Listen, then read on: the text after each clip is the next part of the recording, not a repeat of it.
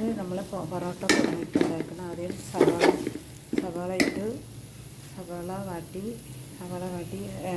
ആദ്യം ഞാൻ കുറച്ച് പെരുംജീരകം ഇട്ടു കേട്ടോ. കുറച്ച് പെരുംജീരകം ഇട്ടു.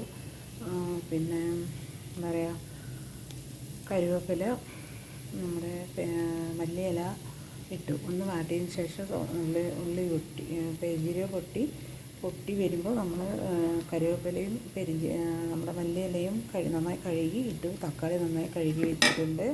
പിന്നെ സവാള അരിഞ്ഞിട്ട് സവാള നന്നായി വാടിയിട്ടുണ്ട്. സവാള വാടി വരുമ്പോൾ നമ്മൾ തക്കാളി ഇട്ടു. ഇതാ നമ്മുടെ പൊറോട്ട കുറുമ റെഡിയായി. പിന്നെ മസാലയൊക്കെ ഇട്ടു.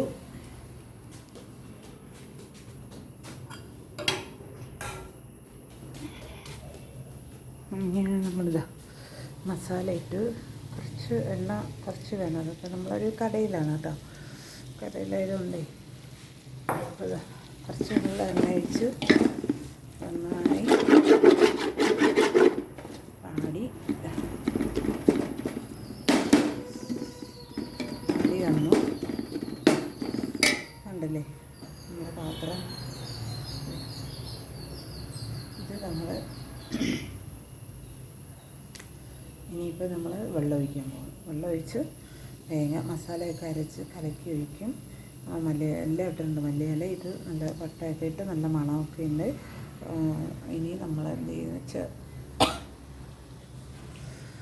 ഇനി തേങ്ങ ഇടാം. പിന്നെ തേങ്ങ കുറച്ച് കടല, വെളുത്തുള്ളി, പട്ട, ഗ്രാമ്പു, നമ്മുടെ ഏലക്കായ, പിന്നെ നമ്മുടെ പെരുംജീരകം, ഇത്രയേ ഉള്ളൂ കേട്ടോ. അത് വെച്ച് ഫുള്ള് വെള്ളം ഒഴിച്ച് തിളയ്ക്കുമ്പോൾ അതൊഴിച്ച് നന്നായി തിളച്ച് ഇറക്കി വെച്ച് ഉരുളക്കിഴങ്ങ് ഇടാം, ക്യാരറ്റ് ഇടാം, ബീൻസ് ഇടാം. ഓക്കെ.